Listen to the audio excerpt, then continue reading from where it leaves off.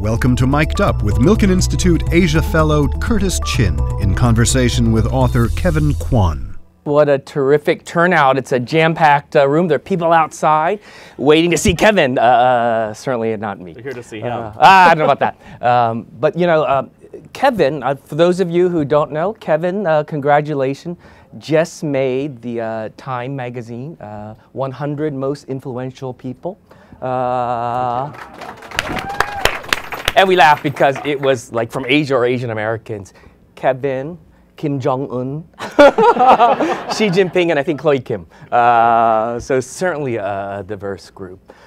Very Kevin, diverse. Kevin, welcome. I want to begin actually by reading a little bit from an excerpt from the Time magazine description of you. We'll talk a little bit about, of course, the fantastic book, Crazy Rich Asians. We'll also be talking about the movie that will come out this August.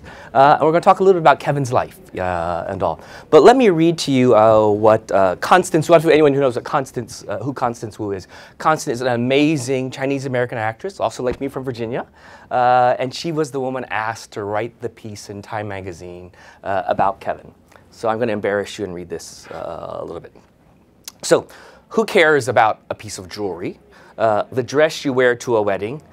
In his trilogy of novels about contemporary Asians, which began with 2013's Crazy Rich Asians, Kevin Kwan makes these small things matter, not for their glitz, but for what those choices reveal about our inner lives and histories. Like August Wilson, what a comparison, Kwan is that rare male writer who understands women. It's no surprise that his books are bestsellers with a fervent female fan base. His stories are also important for Asian men. Asian men often grow up in patriarchal cultures. American men grow up in a culture that equates toughness with masculinity. Combine those two cultures, and it's understandable why an Asian American man might bemoan a depiction of being small or silly. But Kwan, Kevin here, knows that the small, silly parts of being human are our softest spots. And that softness is where we find our deepest humanity. In the tender and sympathetic, I'll skip this part because I don't give you any spoiler alerts. But Ken doesn't focus on making Asians cool. He focuses on making our stories whole. The bits we're proud of, the bits we try to hide, the tremendous heart that beats underneath it all. And it's interesting, if you read some of the coverage of the book and soon-to-be movie, you make very clear that this book is about really introducing Asia to the United States in some ways. Kevin, tell us actually about what the book is all about. And can we actually put up the slide? So if those of you who don't have the book, slide number 1. So this is the cover. And I'm going to plug Kevin. After here, there's a book signing with Kevin here at the Milken Institute in the other room. But tell us, what is this book, Crazy Rich Asians, all about? Really, it's kind of Downton Abbey in Asia. I wanted to take a framework of looking at a family of extreme wealth and really telling the story of what's happening in Asia now. The fact that over the last century, it has risen to become the region of the most powerful economic, might. We were talking earlier, the theme of the Milken Institute Global Conference here in Los Angeles and also the Milken Institute Asia Summit this September in Singapore, we hope you're there, is really about navigating a world in transition. It's hard to talk about our changing world without talking about the rise of wealth in Asia, right? And so tell us a little bit about kind of your background, and then I want to show a little bit of the clip. But you're from Singapore, you're from the US, you're from Texas. Yeah, tell us about your I grew up in Singapore. I was born in Singapore, and I lived there till I was 11 years old. Okay. And then, very reluctantly, I was sent to Houston, Texas. Singapore Texan? To continue my schooling, and, hated it at first, but grew to love it. And then when I was 21, I moved to New York, and I've lived there ever since. Wow. Okay. Hey, so is the book and the movie about your life? Are you a crazy rich Asian? I wish. Just crazy or just Asian? Just crazy. Okay. And Asian. And Asian, right. Hey, but I'm sure you've drawn on friends or family. Absolutely. I mean, the books are very much inspired by my childhood, growing up in Singapore, what I witnessed and saw that I didn't really understand as a child. Because as a kid, you don't really think of people and how much money they have, or it's just family. It's just family and things like that. And then when you leave that, however, when I was taken away from that world and planted into suburban Middle America, I began to realize how strange my childhood had been. In what way? You know, I had a nanny that would, that I tortured miserably as a child, and I think my father realized that, and he wanted to take us away from that. He wanted us to learn how to mow our own lawns. As you should. Yeah, rather than, the gardener. Lots of gardeners, things like that. Yeah. Tell us about the film. Who's in the film, and what was the process from going from Texas, Singapore, I think to New York? You studied at Parsons, I believe. I did. Great career there. How did, you write a book, get an agent? How did all that happen? Share that story with us.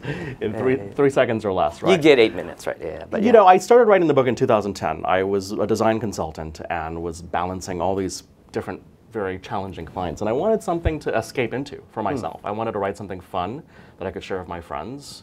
And so bit by bit, mainly in airport lounges, I would just write when I had time, when I had delays in flights. I'm sure you all understand.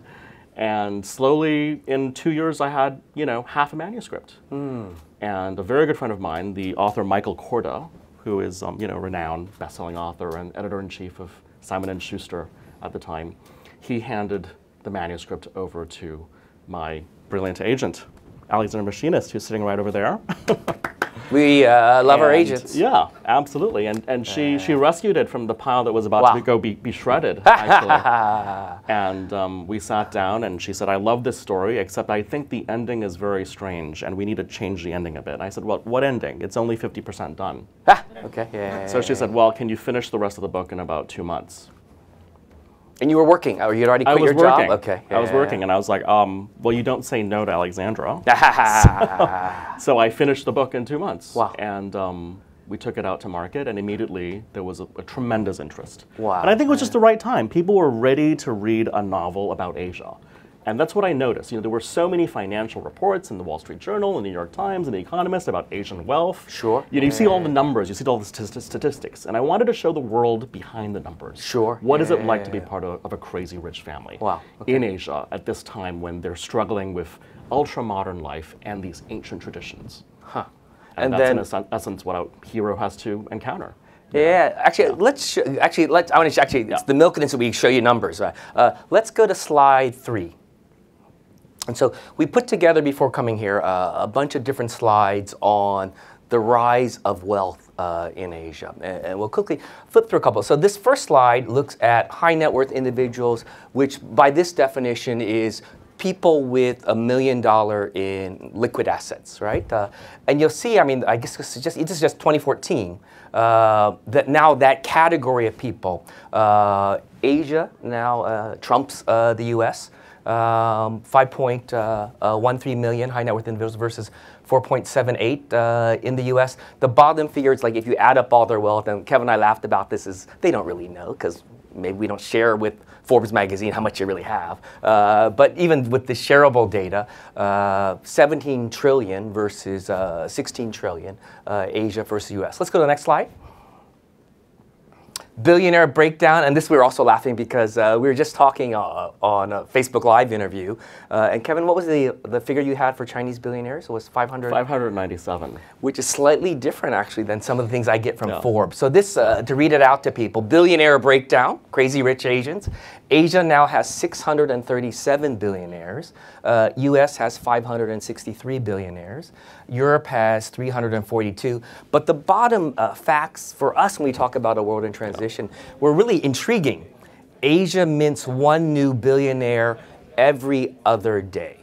10 years ago, there wasn't a single billionaire in China. Wow. And just think about it. That was reported. That was reported. Or that Forbes could verify, first of all. I'm sure there were some that were unverified. And the time we've been together, this, 4 days at the Milken Institute Global Conference, there have been 2 more billionaires created while you've been sitting here. Might even be in this room. Hey, next slide. China leads the way in terms of for billionaires in Asia. A lot of wealth in Asia. We talk about India, Hong Kong, Japan, but look at the differential here. And next slide. This is an interesting one, particularly because what Constance wrote about you and kind of the appeal of the book, and really strong women in this book, a fascinating book. But this is self-made female billionaires, because there's a lot of wealth in Asia you inherit for your mom or dad. But these are women who have created a $1 billion, kind of set of wealth. And so to read it out, it's tough to read. Female self-made billionaires, 56 Chinese women billionaires, and only 15 in the US. Clearly there's more billionaires, but they might have inherited. So you think about all of these changes and all. One great thing, and we were talking about this earlier, is that your book, your movie, gets us beyond stereotypes. If you could share some of your thoughts about whether it was at the event in New York recently for Time Magazine with Michelle Yeoh and all the stereotypes. We were laughing like, I think we're both bananas, which is like yellow on the outside, white inside, And so we were laughing about your own experience and what people think when they meet you. Tell us about I went to the Time Magazine Gala at Lincoln Center last week, and there were all these people on the red carpet: Nicole Kidman, J-Lo, past presidents, things like that. And I'm escorted to the red carpet with Michelle Yeoh, and the PR lady with the clipboard and the headset looks at us and she goes, "Mr. Kwan, congratulations, nice to meet you. Is this your wife?" And I just went, "Oh, no, no, no, no, no, no." I mean, she's, literally probably the most famous woman in Asia. Michelle. Michelle. Yeah, Michelle Yeoh. Yeah. And the fact that this woman did not know who she was here in New York, working in PR, it just shows to you, how much we need a movie like this. Absolutely. Absolutely. Really. Not to raise expectations, but there's a lot of social media chatter about a number of things. Let's go to the positive stuff first. People are saying, is this the Asian Black Panther? Meaning an American film that from your really lips to God's ears, hopefully. But the film is already historic in a couple ways. I think you picked out 2 or 3 things. Yeah, I mean, it's the first Hollywood studio romantic comedy ever to feature Asian leads. I have to think about that. Yeah. Ever. And then it's the first Hollywood studio movie in 26 years to have an all-Asian cast. What was the last? Was that like Joy Luck Club? Yeah. The Joy Luck Club. Wow. And that's kind of amazing, when you consider 60% of the world population is Asian. Absolutely, yeah. And in the US, Asian consumers, as a minority group, see more movies and spend more money at the movies than any other minority group. So the fact that it's taken 26 years, it's so long overdue. Absolutely. An entire generation of Asian Americans has never seen themselves properly represented on the big screen or the small screen. And so to hear from people, to see these tweets, teenagers crying, looking at the trailer in disbelief, it was very, very sort of, gratifying for me to see that happen. Absolutely. Let's go to the, I think it's slide number 2, which is a cover, a magazine cover of, it's Henry, right? Tell us about the stars. Tell us about the main stars. Besides Michelle Yeoh. Constance Wu, is the star of the hit ABC sitcom Fresh Off the Boat. Henry Golding was a complete unknown. He was a BBC travel documentary host. And this is his first lead role, and he's just skyrocketing. But this is also the second time an Asian couple has ever appeared on the cover of Entertainment Weekly. Do you remember the first time was Michelle Yeoh and Chow Yun-fat for Crouching Tiger, Hidden Dragon back in 1992. So, well, kudos to you. Kudos to Warner Brothers. Hope we're going to make a lot of money with this, so that your second and third books will be made to movies also. Yeah, and not just my books. There's so much great material out there, and there's so much talent out there that deserves to be showcased. And if we can help in a small little way to sort of crack that dam, I consider myself lucky. You've done a number of interviews, and I'm going to use one of the questions that you should have a polished answer. People want to know how much is real, how much is exaggerated to make a point about the rise of wealth in our crazy world. In my books? In your book, and then, I haven't seen the film yet, but certainly in your book, and then maybe what's translated into the film. In my books, everything is real. It's 100% real. As I always say, I don't have an imagination. I've just always been an observer. Of these scenes. Even, I don't want to spoil any storylines, but there's a part in the book where in Asia, sometimes you have like a lucky fish in the aquarium.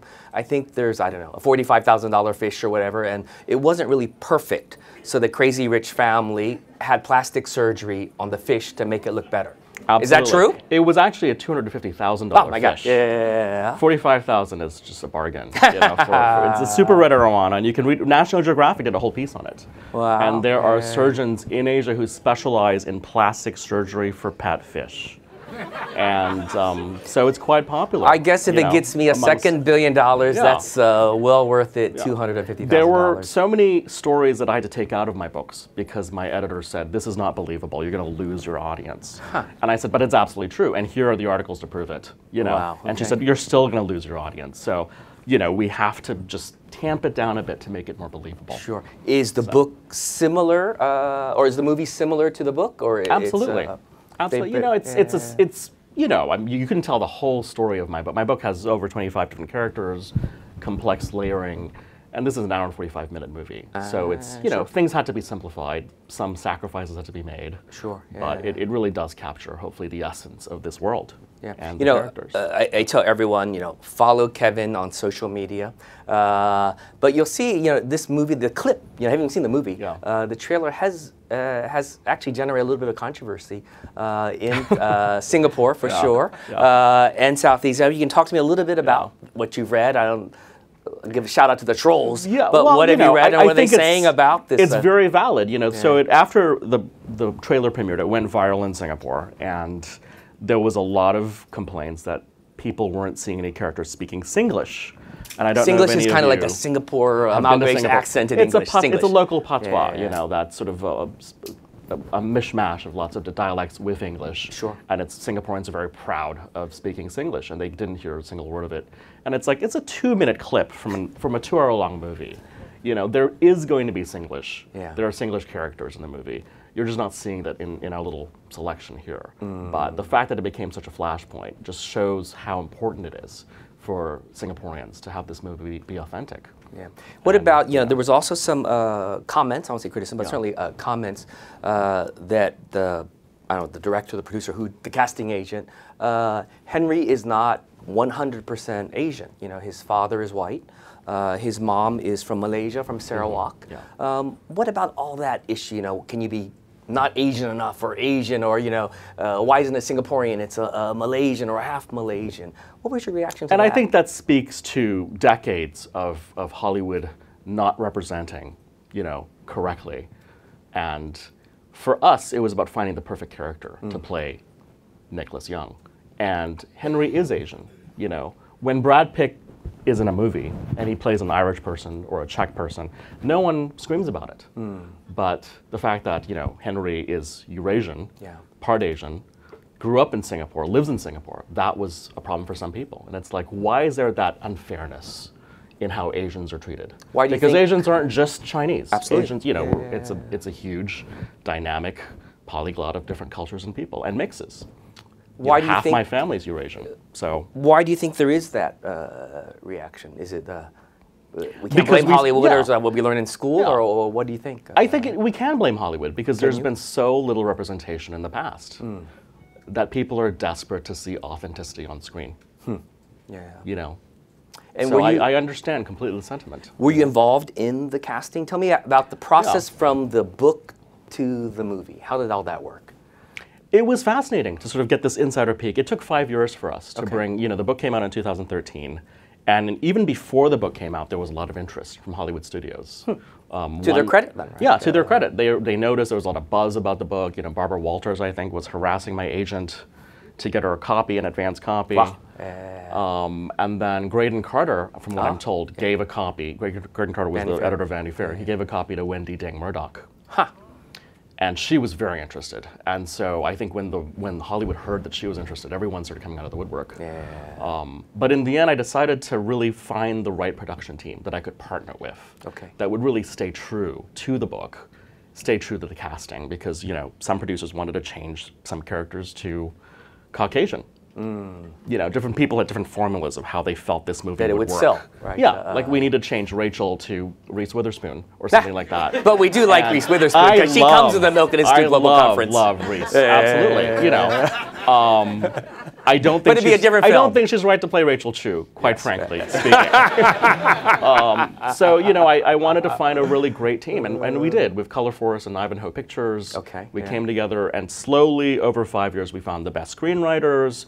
We found John Chu, the amazing director. Michelle Yeoh signed on. Constance signed on, and then Warner Brothers came in and, you know, decided to be part of it. So it was all just a confluence of amazing events. But it took time. Where was to get the it right. film shot? Tell us about the whole production process of the film. Yeah, You know, it was it's like Singapore's a star, it seems. Totally. I mean, Singapore, this is really a Valentine to Singapore because the movie is shot, you know, in Singapore and Malaysia, completely on location. And it was the most international, not just international cast, but international crew ever assembled that John Chu had worked on. You know, we had makeup artists from Czechoslovakia, the DP is, I think, Croatian. It was a huge international ensemble of people. And I think there were 30 makeup artists on hand. Wow. Because with so many characters, filming in 99-degree heat and humidity in ball gowns, like there was a lot of coverage we needed to get people looking beautiful and cool, you know. So it was an amazing production, and I was very intimately involved. And just a measure of how much John wanted to be authentic, he called me up one day, and they were given a watch that Astrid, one of the characters, you know, this beautiful, Very beautiful, elegant, wealthy, crazy rich elegant Asian woman. She's giving a present to her husband. Okay. And it was a watch of a certain brand that I won't mention. And he said, you know, would Astrid really give her husband this watch? And I said, no, absolutely not. You know, she would get him, you know, a Paul Newman Rolex Daytona from the 60s. So we went on search for that, and we found the right collector, and we got this amazing $500,000 Paul Newman Daytona, and it was flown across the world with its own bodyguard for a 1-second scene, because he wanted to get every detail perfect and authentic to what it would be. Were you involved, like, as an advisor then on the film? Yeah, Or I was found the that, watch. Oh, you found the watch. It wasn't your watch, was it? It was not my watch. But no, I You're not gonna was. tell me. Yeah, I worked very intimately with the costume designers, with the set designers, with John. You know, I was available for any questions they had throughout the whole process. And it was a joy to be that much involved, because a lot of times us authors aren't. You know, certainly as an Asian American, I personally am excited about this film, hoping it's a grand success. You also now, as an Asian American, you have like great fame and wealth on your way to crazy rich Asian dumbness. How are you going to use that? You know, what are you going to do? You know, beyond be a great writer and creator. What are you thinking these days? I think, you know, the last 5 years have been so transformative for me, seeing the effect of these books and what it has done for Asians around the world, especially younger Asians. And so if I can do something to really inspire the next generation of creative people, you know, be them artists or dancers or actors, if I can create more content for Asian talent, that's what I want to do. You know, that's my mission, is to encourage young people into the arts, you know. And how do you think you might do that? Partner with someone you met at the Milken Institute Global Conference? Or, that would be great. That would be really great. I haven't had really much time to really mix and mingle, but I'm looking for ideas of how can we harness the creativity that's inherent in the next generation and bring them forth. Absolutely. Especially in Asia. You know, because I think most Asian parents just want you to have a really great job at Google, you know, or JP Morgan, or be a doctor. And it's a struggle, I think. And a violinist. And a violinist, of course. You know, it's a struggle to try to maintain a creative life as a young person and to pursue that dream. It's interesting. One of the other Asian American speakers here told a joke about pursuing a career that was not banking. And it actually was funny, but he said when he first told the joke, his parents did not laugh. And so, you know, I wanted to ask you about your own family, whether in the U.S. or Singapore and Texas.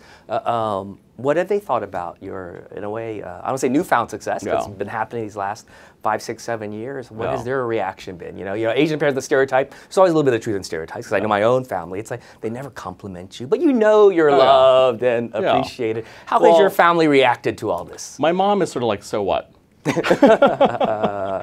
know, and she reads the books, and she's in Texas. Where is she? She's in Texas, but she spends a lot of time in, you know, part of the year in Singapore as well. Okay. And because she knows this crowd so well, it's not really exotic to her. It's not really interesting to her. She's like, why are you writing about my friends?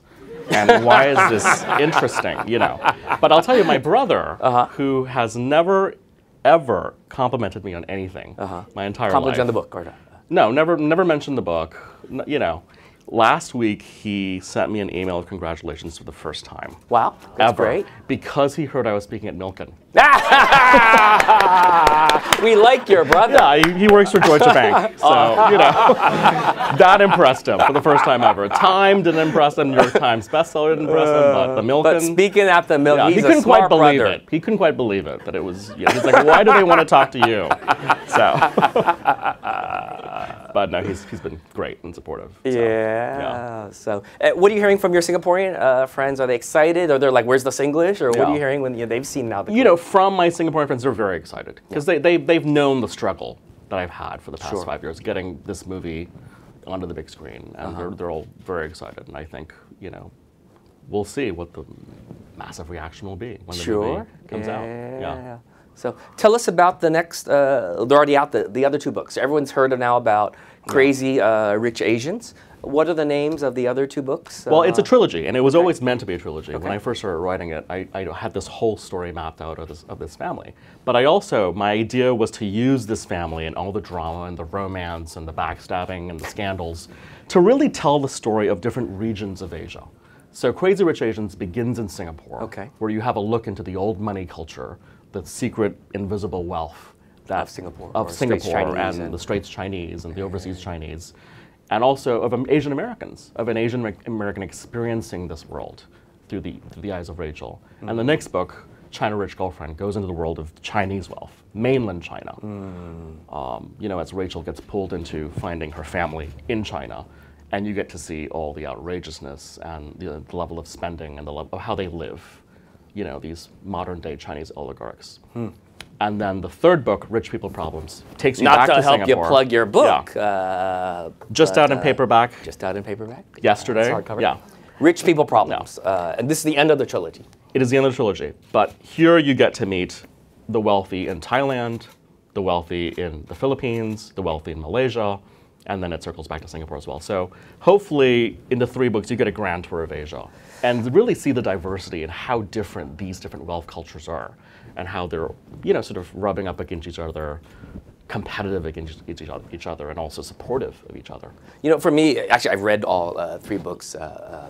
It is amazing because it is almost the theme of this Milken Institute Global Conference.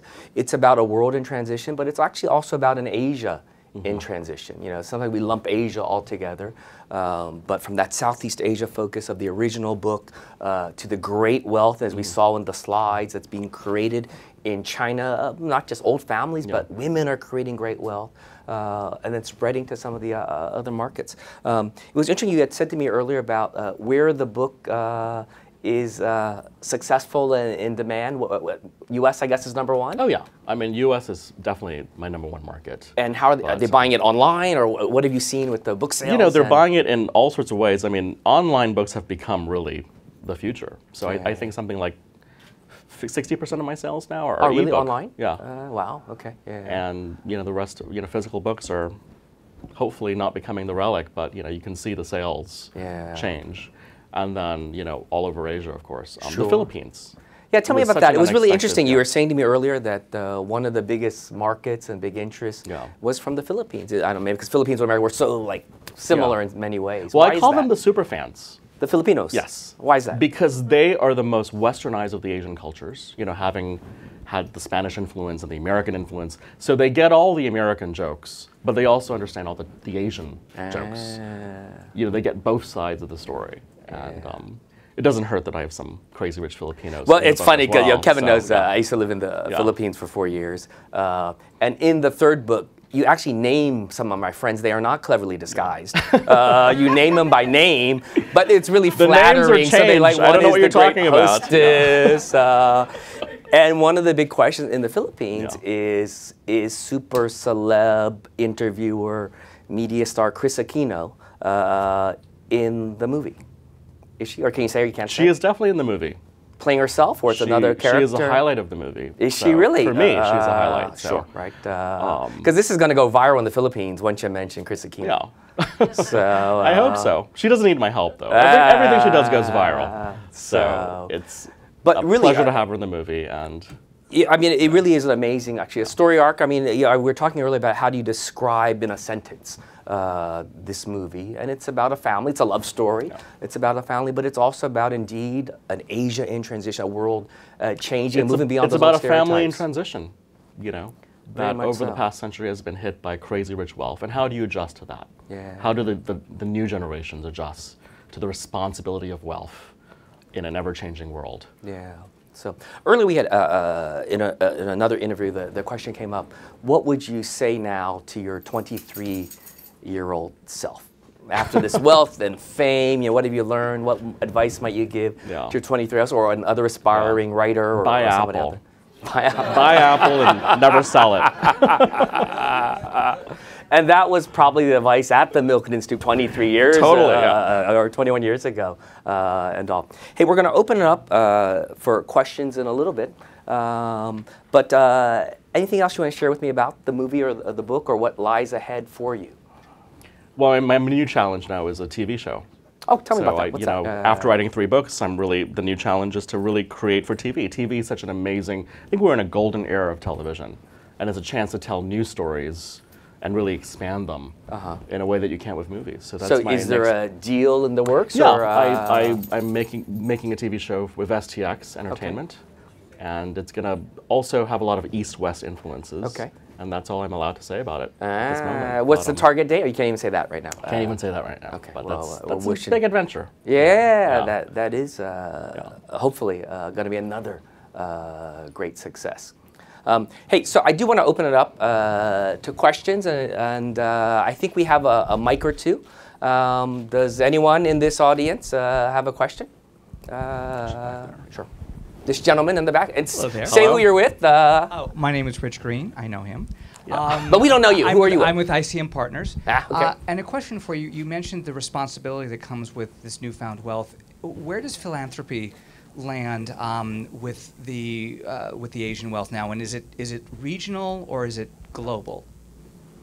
You know, that's a very interesting question. And I think it really varies from family to family and country to country. I do think Asians as a whole lag behind the West in terms of philanthropy, just because the tradition is to really keep the money in the family. Yeah. And every Asian parent, their goal is to die leaving as much money as possible to the next generation. So that legacy and just sort of, intergenerational wealth is so paramount to many, many Chinese families. But we're beginning to see a more of a tradition in philanthropy now in China with, Li Ka-shing, the richest man in Hong Kong, has a foundation now, and he's really committed to really doing a lot of great things. Absolutely. Actually, in the past, there was a great tradition of philanthropy in the 40s and 50s with the first generation of Asian tycoons. There's a very famous man named Tan Kah-kee, who was the Malaysian rubber tycoon. And he made all his money and gave most of it to China. He opened universities in Amoy, today, the Fujian province. So there was that tradition, been kind of lost, but hopefully coming back. Hello, I'm Maria Amor. I'm from the Royal House of Baloy from the Philippines. I'm also I'm relatives to the Sultanate of Sulu. Have you discovered the hidden treasure of the Sulu? I have not. I would love to know much more about it. So. Yeah. Someone told me they found the treasure, but from my own sultanate, they're denying about the treasure. So I want to find out if you know about it. Well, we should talk after this. Maybe that's another book in there. Yeah. Hey, but on this discussion of wealth in Asia, actually, can we go to, I think it's slide 7, the last slide. Is it slide 7? Maybe we can't go to slide 7. Slide number 7. No? Yes, anyway, but slide number 7. It's supposed to be. If we could see it. Here it is. So this book has gone global. This is the Thai. The Thai edition. A friend of ours, Shane, Open House, has brought this out. And It's actually very interesting, and so I wanted to put this up because when we talk about wealth in Asia, there's so much focus on Chinese wealth versus other wealth. And in English, where did this title come from? We as grammar fiends were like, well, there's no comma between crazy and rich, so it's not crazy and rich Asians, it's crazy rich, like filthy rich or and all. So where did that come from? My title? Or your title, and then I'll talk about the Thai title. Yeah, it was really a play on words. I mean, I wanted a word that would supersede ultra rich. Okay. And I thought crazy rich, and it sort of fits in with, the whole fun aspect and the satirical aspect of the book. Yeah. In Thai, however, the Thai translation title is called The Revenge of the Peonies. Or Edge of the Peonies. The Edge of the Peonies. Edge of the Peonies, yeah. Because I think peonies, for the Thais, they really symbolize the Chinese women. Chinese women. Chinese women. And so, talking to our friend who helped put this edition together, it was fascinating because he said, one, crazy rich doesn't work well in Thai, but also in many parts of Asia, you're not Asian, you're Thai. Yeah. And I don't know who those other Asians, those are those crazy people out there, but they're not Thai people, right? And so this, if you look, peony is a very Chinese kind of flower, but in the middle, it's actually, if you look close, it's a silhouette of a woman, right?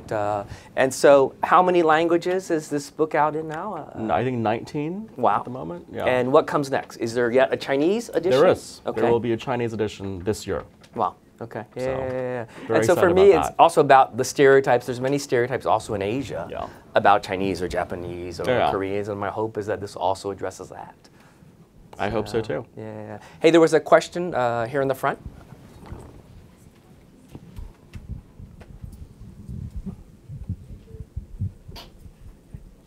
Hi, my name's Emery. I'm from the Milken Institute. So first, I'd like to thank you for what you've done in bringing, helping bring Asians to Hollywood and really elevate Asians on screen. But do you think it's enough what we have now? What more needs to be done to really make it more normal to see an Asian person or other cultures as well on the Hollywood screen, as well as not in a stereotypical character, especially? Well, the fact is this is only the first project to come along in 25 years, and I don't think there are that many other projects in the pipeline yet, tells me that it's really not nearly enough, not even at the beginning of enough, considering, how Asians are represented in our population here in the US and around the world. So I hope this, in some small way will help bring forth a lot of great things to come. Yeah. Hey, for the issue of stereotypes, is this, though, to play the devil's advocate, is this also like the next bad stereotype? I'm no longer the mathematician violin player. Now I'm the billionaire, out of control Chinese tourist, right? What are your thoughts on that, right? I mean, it's very much, we talk a lot about in Asia, the rise of China really is impacting Asia tremendously, positively and negatively, and there's a positive and negative of Chinese tourists. What about that whole issue of stereotypes? And is this part of the issue then? Hollywood will only make it because they want to reinforce a different kind of stereotype now. Well, in my books, I really try to present very rich, multi-layered characters who are individuals and who have different motivations, and hopefully that helps to break the stereotypes. I hope there isn't a stereotype in my book, so that you don't walk down the street and go, oh, that's just a crazy rich Asian spending all their money at Louis Vuitton. Sure. You see beyond that to the lives of these people and their passions and their concerns and their problems too. Sure, yeah. Other questions? Anyone? Yeah. Oh, here. This one over there. We'll do this one first and then over there, Hi. What's your name and where are you with? I'm Josh Barrow. I'm with Business Insider. One of your themes in the book is some of these families going to significant lengths to try to avoid publicity and attention, to keep their names out of the press and such. And I realize that it's not precisely the same names, but have you gotten any reaction from those folks who sort of why did you write a best-selling novel about us? It's drawing attention that we didn't want. If I have, I'm not even aware of it because they're so quiet and they don't want to draw attention to it. You know what I mean?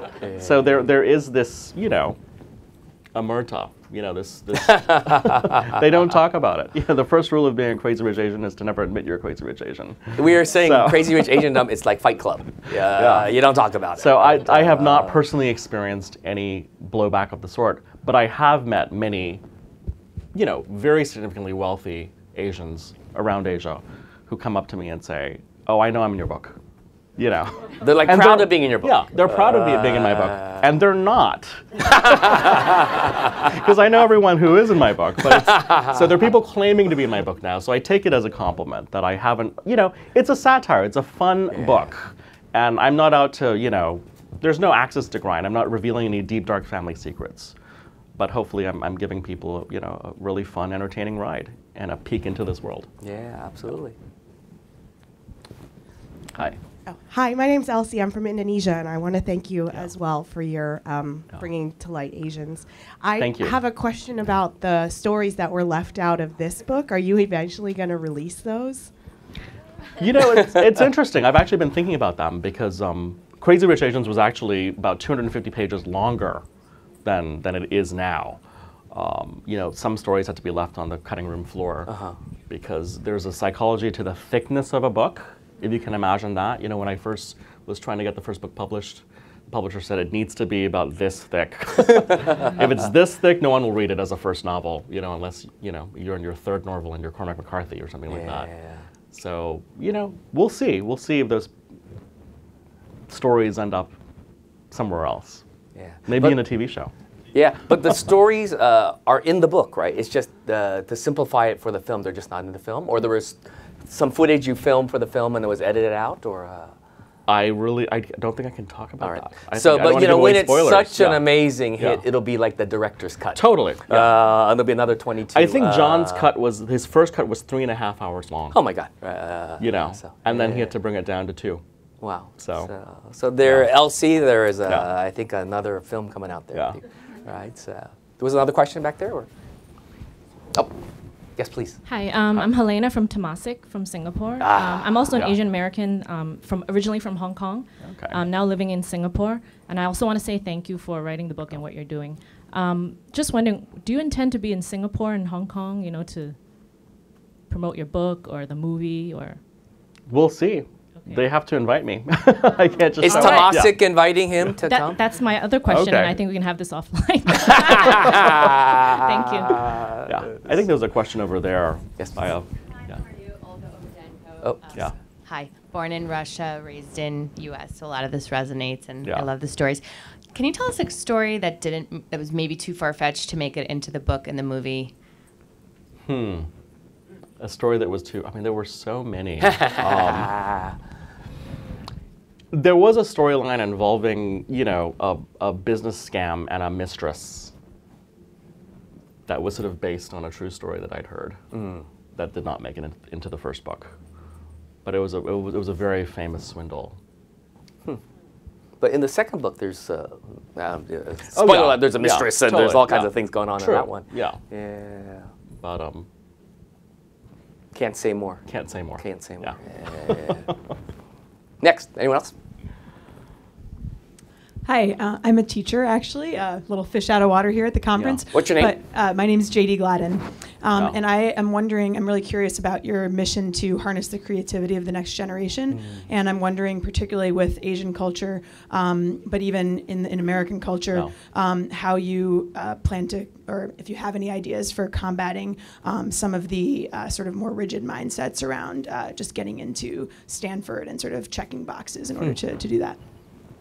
That's a really interesting question. I'm still trying to really answer that question for myself and see how I can be meaningfully part of the solution to that. Because I think it is something that's so important, you know, fostering creativity, especially in immigrant communities where there's so much emphasis on just financial success. You know, how do we take that and balance that with, you know, personal fulfillment? And I think that's a theme that's actually in the book a lot. The struggle between, you know, for a lot of Asians, you know, what are you doing for yourself versus what are you doing for your family and for your community? And so there's that pressure. But I think there can be a balance. Yeah, absolutely. You know, and so I'm looking for ways to do that, either through, funding fellowships for emerging writers, or starting mentorship programs with other artists for high school students. And I'd love to have your ideas on that. So, thank you. Hi, my name is Amanda Bressler, and I'm a consultant. I'm American, born and bred. I loved your book, so thank you for your insights. My question is, if you looked at how wealth is represented in other cultures, and what sticks out to me is that there are some communities where presenting that side of the culture would be it would create a lot of negative imagery, anti-Semitism or racism, and if that was ever a consideration, and if not, what makes it so unique in the Asian culture where there's a sense of pride and it hasn't yet devolved into conspiracy theories and those kinds of problems? Yeah, I think it's a paradox, because I think you have Asian families that still remember World War II and even the period before that, of where if you were wealthy, people came after you. So I think that's why there's so much secrecy in Asian wealth and amongst the high net worth families to really, really be off the radar. They don't want to be targets. They don't want to be the tall poppies that stick out. On the other hand, I think Asian culture has always celebrated prosperity and success. And so how do you balance that both? So you have some families that are very, very flashy, who are constantly celebrating their wealth. And then you have some families that are just completely off the radar. When we talk about the evolution of Asia, we talk about all the great challenges of this 21st century corruption, rule of law. Some people always joke the worst thing is to show up on that Forbes list of billionaires, because then they know who they're going after. All right. Hey, there was an interesting slide about women billionaires. After you could share a thought, there's so much focus on our Milken Institute conference also about gender equality, the role of women. Asia's got a lot of strong women, and I remember what Constance Wu again wrote, that like August Wilson, you maybe have a special sense of the women in Asia and how they're evolving. Can you share some thoughts also about the issue of like Asian women? Did that come up again? There's the old stereotypes, new stereotypes for women. Well, the interesting thing I found is that there's a stereotype that it's a patriarchy, but in my experience, it's the women that actually control the money. Is that a Chinese thing? I think it's a Chinese thing. Chinese the men make the money, but they go home and they give it to the wives, and the wives really control the family purse. That's been my experience. It's what I've seen in multiple high net worth families in Southeast Asia. I think what's happening in China is different because, with their opening up of their markets, it almost leveled the playing field for everyone there. So if you were an enterprising woman with an idea, you could really get things done. Well, you saw the number of Chinese women billionaires. Totally. So you see that. You see, the ideas, the entrepreneurship, the ambition in play there. It's less so in other parts of Southeast Asia because I think those wealth cultures are already much more entrenched and have been developing for the last 100 years, 200 years. But in China, it's become this really, there's an openness actually to the market and how money is made and how businesses are made, are formulated. Questions? Anyone? Over here on my left. Hi, my name is Susan Lee from the Broad Foundations. On this issue of stereotypes, I think a way to combat that would be getting more stories out there. So obviously it's not one that's being held to a standard. And I think you've talked around this issue, but just from your experience in the obstacles that you encountered in getting the film made the way that you wanted it to get made, what are some of the specific challenges that still exist? And what can be done, or what are the things that you think need to happen, whether it's economic metrics or content or larger trends to get more stories told? I think Hollywood is, at the end of the day, it's a big business. They believe in the bottom line. So they want to see the success of a movie before they'll greenlight another movie or a whole slew of movies. So it's really about the money, ultimately. But it's also about people coming out to support these projects. And I think for a long time, Asians, I think because we've been so battered down in this culture, there's a suspicion towards anything that pretends or purports to be Asian. I know when my book first came out, I don't think Asian Americans were the first, they weren't the early adopters. It was kind of the New York fashion crowd and just, women who read fiction that really were the first people that embraced the books. I had a friend that was in line at a book festival, and she had a whole stack of my books, and she's a Texan, native Texan, and there was an Asian lady, very well dressed, behind her, and she looked at the books and she goes, "That's a racist book." And my friend said, "What are you talking about? This is not a racist," so she told her about the book, and the woman ended up buying a copy, but I think there is this, there's a guardedness, but that comes from decades of us being disappointed by what we see and how we're represented in mainstream culture. So I hope, bit by bit that will change. And like it or not, this movie has become that lightning rod that people are hoping will break open the dam. So we'll see. Yeah, always one of the challenges with Hollywood, when there's a great success, it's like there's 5 of the same film, I think, for the next 5 years. So maybe there'll be all kinds of similar books. But again, I think we do need to tell stories beyond the story of Crazy Rich Asians. There's actually so many great Asian American authors that have not yet had a great agent and a film treatment and a film.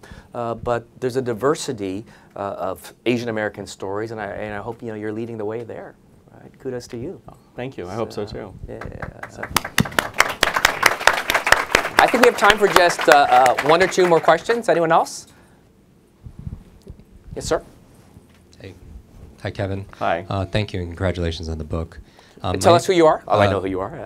My name is Jim Quick of Quick Learning. I help people learn quickly. All right, I'm done. I ran this morning's sessions on Master Your Mind and Memory, but we have like 1 million subscribers. I'd be interested in interviewing you to promote the book to our book club, speed reading book club. But also on creativity, I'd love to collaborate if there's something we could do personally to move that initiative, because that's something that I'm very passionate about also as well. So fantastic, great. Thank you. Anyone else? We have 5 minutes. So one here. Yes, sir. Hi, I'm David Sangali. I have a question about casting. It seems like there's sort of a chicken and the egg problem with casting of Asian roles, and I was wondering if you had any thoughts on the casting process and where it's headed. I think that there's such a diversity of talent out there, and as we saw in our movie, when we began casting it, I think we wanted to see what was out there. Sure. And as we began to explore the depth of talent, we found all these amazing, there's amazing things happening with comedians, Asian comedians, like Jimmy O. Yang, who's a star of Silicon Valley, Ronnie Cheng, who's on The Daily Show, Awkwafina. They're all in my movie. Yeah. Because we found them and they did auditions and they were just so amazing that we were like, we have to showcase this other slice. Sure. These amazing comedic talents who can improv. Like there's, it's amazing. And so I'm hoping that this movie and other movies and other projects that happen really open up the casting field to all types of actors. Not just the really beautiful ones with chiseled abs. As great as Henry is. That's not photoshopped or digitally enhanced. Not at all. Well, earlier we were laughing about, it's like every Asian star I know it's kind of in your film. Yeah.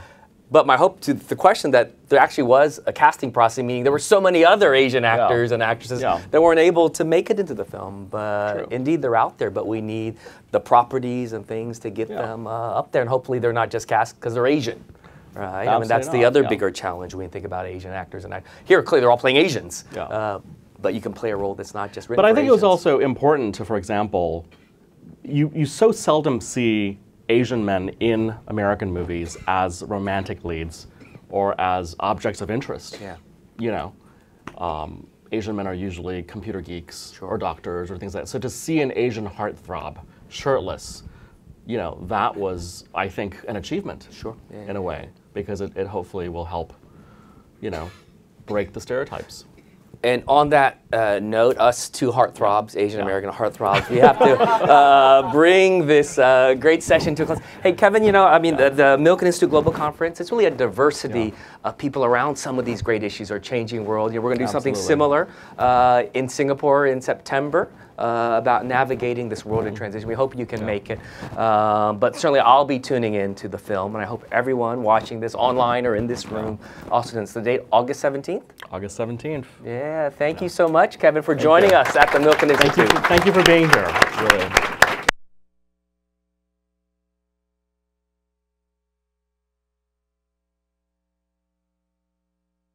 His book in that pavilion over there, if you want to get a copy and all.